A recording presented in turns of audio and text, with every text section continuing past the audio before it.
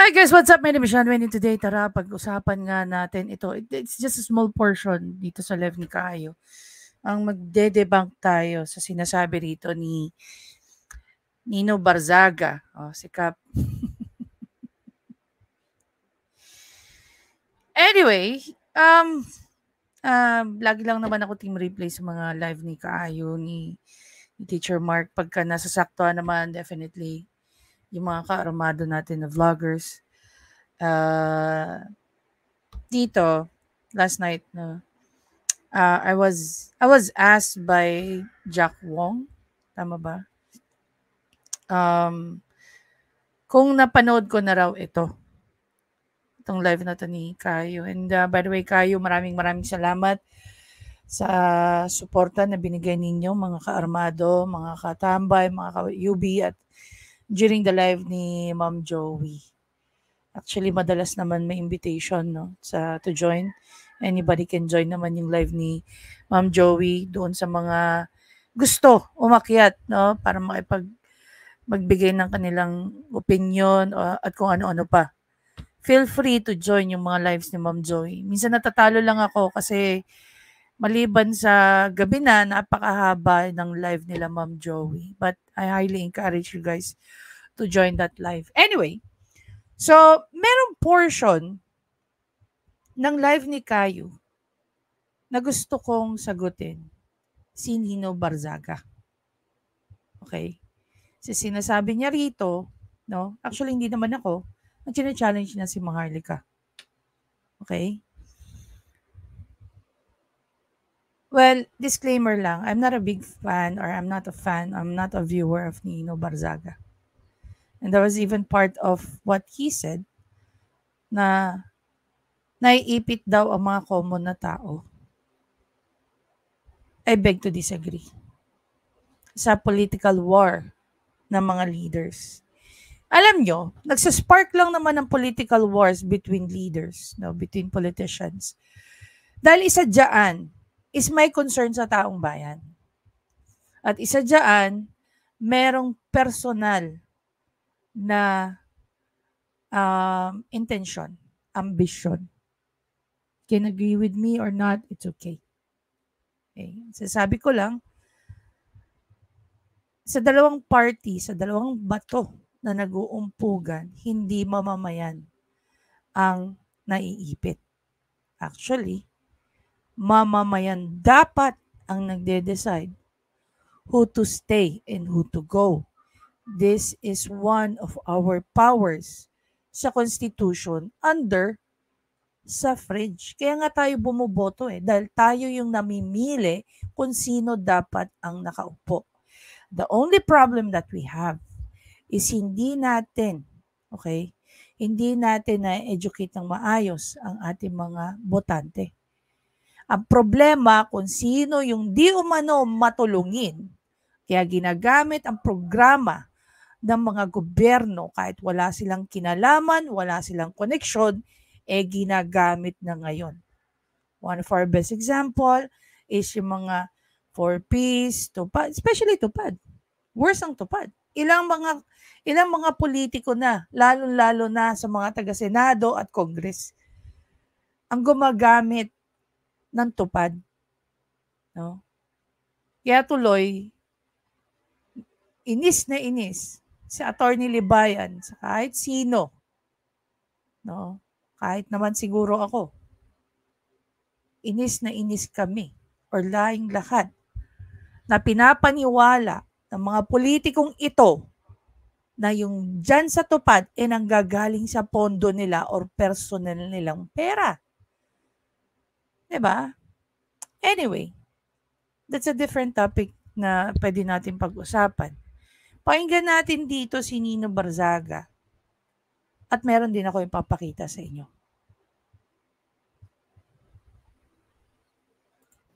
Okay. So, hindi nyo sasagutin.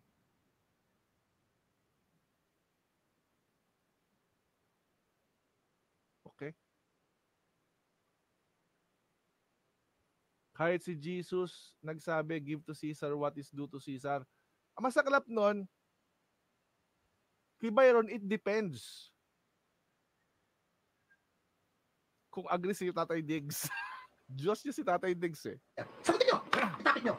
Sa sarigondon na walang suso na plastikada, ikaw po kinang mong marli ka na kulang ka sa iyot.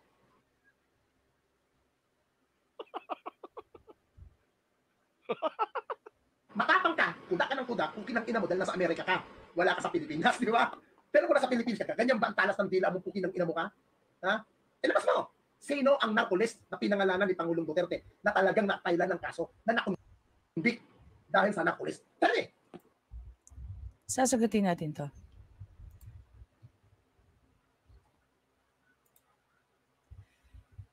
This was in August 2, 2006. So, ang presidente rito ay walang iba kung hindi si PRRD. Pakinggan natin. Here's the headline at this hour. Malacanang confirms Albuera Leyte Mayor Rolando Espinosa has surrendered. He and his son Kerwin are tagged in the illegal drug trade. The palace says Mayor Espinosa is now in the custody of PNP Chief Ronaldo de la Rosa, but the son is still at large. President Rodrigo Duterte earlier urged them to yield to authorities or risk being shot in sight if they fight with the police. Police arrested 5 people in a drug raid in Albuera Leyte last week. Those arrested were reportedly Espinosa's employees. Mayor That's one.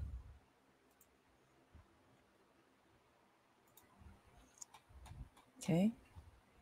Laki natin. Sabi rito, government urge. This was in 2019 na. 3 years ago. Government urged to pursue cases versus narcolist politician who won in polls. Okay, this was during the midterm election. So as you can see here, may mga pinangalanan ng mga tao. Made an appeal to separate statement after it was reported that majority of those named on narcolists won in last Monday's election. The election victory of majority of politicians implicated in the drug trade through President Rodrigo Duterte's so-called narcolists must not stop government from pursuing their immediate ouster if evidence warrant, Barber said. Government should file charges already, especially if the evidence at hand is overwhelming. If proven guilty, then the national government should not think twice in booting them out of the office, the chair of the House Committee on Dangerous Drug added.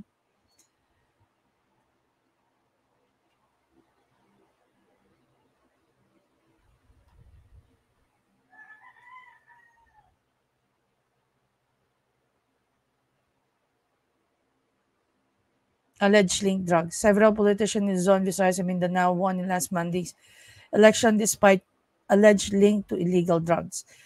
Only a handful of those included in the narcolist club, which was released at the start of the election campaign period for local government candidates, lost and have decided to drop out of the contest. Among those who won were Zambales Representative Jeffrey and his son, Subic Mayor Jefferson Konghan. Poll resulted showing Konghan won against Magsaysay Congressional blah blah blah, elected by winning Liberal Party candidate Tamang Lakbing. Outgoing Representative Celeste did not run, but a member of the Celeste political clan from Bolinao is winning the congressional race. Bolinao Mayor Noli Celeste had led his rival former MMDA GMA General Manager Thomas Orbos in a tightly contested fight. Cagayan Mayor Marjorie Salazar of Lasam Town reportedly did not run. She was replaced by a relative.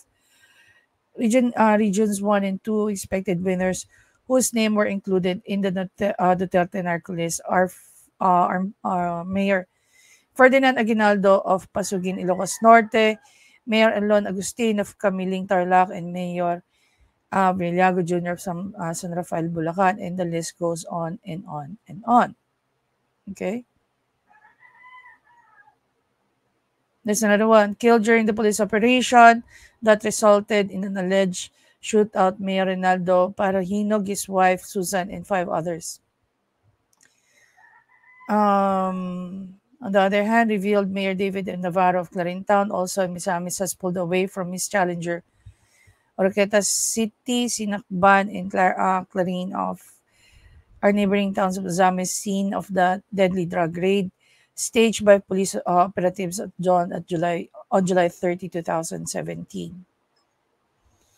Meanwhile, Narcolist Club member Roberto Luna Jr. of Leaning Surigao del Sur is also a victory column over Edgar Adog in the Mayoralty race. Secured narcotag and won respectively. So, ito yung mga nasa narco list. Especially dito sa Parohinog na ito. Okay. If I remember it correctly, I think yung kapatid niya ngayon from the narco list is convicted po. Hanapin natin. One example for, what's the name of the guy? Yan, Nino Barzaga. Former Ozamis Vice Mayor Nova Barahino gets life for drugs. 2023 po ito. Okay? Ayun nga dito, former Ozamis City Vice Mayor Nova Barahino has been sentenced to life imprisonment by a Quezon City court despite her claim that the police planted evidence following her family's inclusion in the former President Duterte's narco list. Sabi nga rito, Parohinog was arrested on July 30, 2017.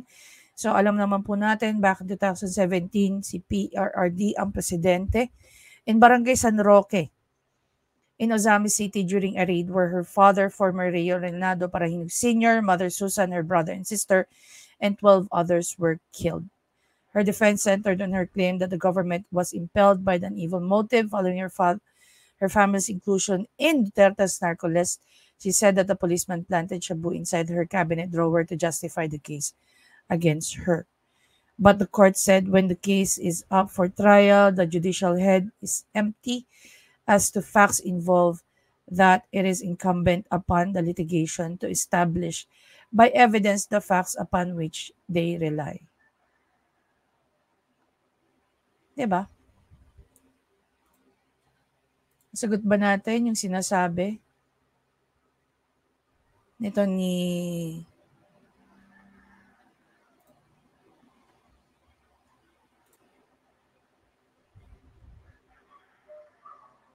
what's the name of that guy?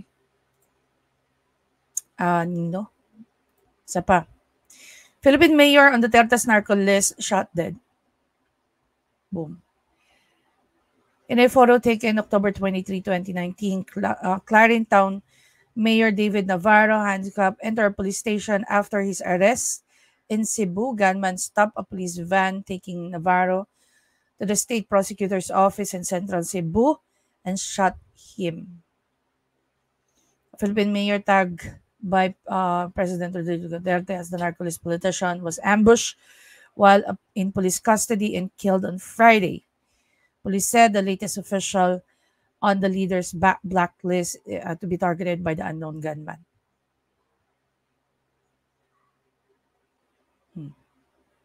Diba?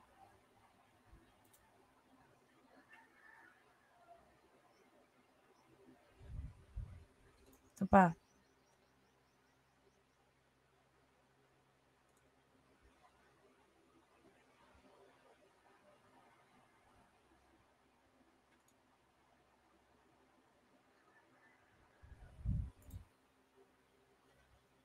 (2019). Okay, Duterte orders release of narco list.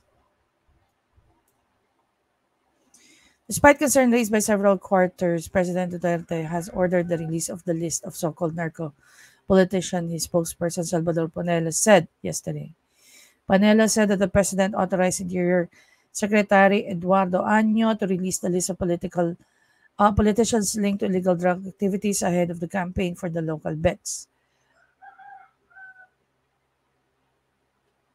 Año will be releasing the list next week as administrative charges are also being readied against those confirmed to be involved in illegal activities, Panelo said. Malacanang invoked public interest and said voters' right to information should prevail over individual rights of every citizen. You must remember that in the balancing of interest between the individual right as against the people's right, the interest of the people, unquestionably, the interest of the countries prevail. You have to balance the interest. Okay? Much greater evil amid mounting criticism, Panelo allied fears with that the release of the list will violate the people's right to due process. Anyway, so balik tayo dito sa video na ito. So malinaw na sa atin na merong sagot doon sa tanong ni Nino Barzaga. Hindi man ako yung tinanong niya, pero nag-initiate na ako para sagutin ang kanyang tanong. Okay? Ngayon, kung ikaw ay tunay na supporter or even a fanatic yourself, alam mo sa sarili mo kung sinusundan mo ang administrasyon ni PRRD is not all talks. Madalas pa nauunan na yung gawa kaysa salita pagdating kay PRRD nung panahon ng kanyang administrasyon. I'd like to say my disclaimer as well. I'm not a DDS and I'm not a loyalist, but I am a supporter of both political clan. Okay? Bakit? Una, wala akong karapatan to claim that I'm a DDS because kahit pa ako ay naniniwala naniniwala sa leadership at galing ni PRRD at ng mga Duterte. Tinitingnan ko pa rin kung ano ang mas mabigat. Siyempre, doon tayo sa kung saan nagbe-benefit ang taong bayan at ang bansa. Okay? Ang sinusuportahan ko, isang taong bayan at ang bansa. Hindi po ang politiko. Even nung bumoto ako kay PBBM, sinabi ko, I voted for him, I supported him, but I'm not a blind follower. Kung kailangan ko siyang batikusin, babatikusin ko siya. Kailangan ko siyang i-call out. Hindi naman po ako bumoto sa kanya para lahat ng ginagawa niya ay okay para sa akin. Even with the Dutertes. One of the biggest siguro disappointment ko kay PRRD was during the pandemic nung hindi niya napakasuhan. No, I don't know. Wala akong narinig. So inassume ko na hindi makakasuhan ng administratibo itong si Dibolsinas. Same goes with Coco Pimentel. Those were my biggest disappointment during the PRRD administration. Excuse me. Other than that, nakita ko kung paano siya nagbigay ng malaking malasakit sa bawat Pilipino, especially sa mga lumalaban na mga military na hindi ko nakita sa kahit kaninong presidente before him and after him. I really thought ganon din si PBBM. Pero yung mga recent event na mga napapatay na sundalo ng mga NPA, ni hindi ko man lang nakita na bumisita at least si PBBM sa pamilya. I find it very impossible as well na hindi siya pupunta. Kung si PRRD nagagawa yon ng panahon niya, bakit hindi kaya ng ibang presidente after him? Naging standard po ng leadership at pagiging makatao si PRRD para sa akin. Naging standard si PRRD sa pagmamalasakit sa bawat Pilipino. Akala ko ganun din si PBBM because he was like that. Even before siya naging senador. Kaya naniniwala ako na pareho sila na may malasakit sa mga Pilipino. Kung itong magiging comment ni Nino Barzaga, no, will make a difference. Dito ngayon, makikita mo yung difference ng isang simpleng supporter na gaya ko sa isang panatiko. Hindi ko sinasabing mas maalam ako at mas magaling ako sa kanya. Diba? Ang sinasabi ko lang, dapat mas maalam ka pa nga sa akin kung ikaw ay isang panatiko versus sa isang supporter na gaya ko.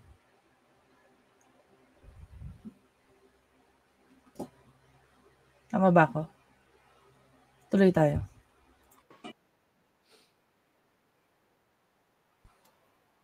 Bad joke up. Yun ang challenge sa mga vlogger ng DDS. Oh, yun ang challenge ko kayo. I'm sure guys limited tong video ko to. So, you know. Sa mga defender ni Pangulong Duterte, mag-isip kayo. Away politika yan. Tayong mga pangkaraniwang tao ang naiipit dito. Correct. I beg to disagree kayo. Now I'm debunking you. Gaya nga ng sinabi ko, guys, tayong mga botante ang nag-i-install. Okay? Keep this in mind. Tayong mga botante ang nag-i-install sa mga politiko na yan. Kaya nga tayo, even sa Constitution, kung pupunta ka sa Constitution, meron tayong tinatawag na suffrage. Makapangyarihan ang pagboto natin. Dahil ang pagboto natin, ang pirma natin, ang mga thumb mark natin, ang mga choices natin, that will make or break the future of our country. Tayong mas makapangyarihan sa mga taong to. To what extent? Una, may boses tayo to call them out. They cannot call us out dahil mali tayo bilang botante. Kailan ba nangyari ng isang politiko sasabihin sa atin, hoy, mali ka. Diba? Binoto mo ako eh. O ngayon, binabalahura ko ngayon ng Congress, binabalahura ko ngayon ng Senate, binabalahura ko ngayon ng Executive. Tama ba ako? And we even have the power to take them out of their position through impeachment. Ano pa? Calling them out to resign. Marami tayong pwedeng gawin. Pakasuhan sila. It's just that we are so ignorant. We are so naive. Imaginein mo tayong mga common na Pilipino, no? Tayo naglalagay sa kanila, tayo nagpopondo sa kanila, tapos lumalabas, tayo pa ang nagkakaroon ng utang na loob sa kanila. How funny. Come to think of that. Bakit sa tingin nyo, may mga posisyon, okay? May mga posisyon sa gobyerno na impeachable. Kung walang power, ang civilian na gaya natin. Bakit ngayon pinag-uusapan yan tungkol dyan sa PI? Saan ba nagsimula yan? Hindi ba sa pagko-call out ng mga Pilipino? Hanggang na-realize na lang ng Senate, oh my God, kami pala yung tatanggalan ng power. Hindi ba? Saan ba lahat nag-umpisa yan? Di ba nga sa boses ng mga botante? Oh, ano bang gusto niyo example? People's Initiative. Isa tayo sa modes. Isa tayo. Yung pirma natin, yung initiative natin. Kung hindi tayo makapangyarihan, what makes you think na magkakaroon ng choice as people initiative? Para magkaroon ng mga amyenda or pagbabago sa Constitution. Kung wala naman pala tayong kakayanan o kapangyarihan over sa mga politicians natin . So bakit naging choice tayo?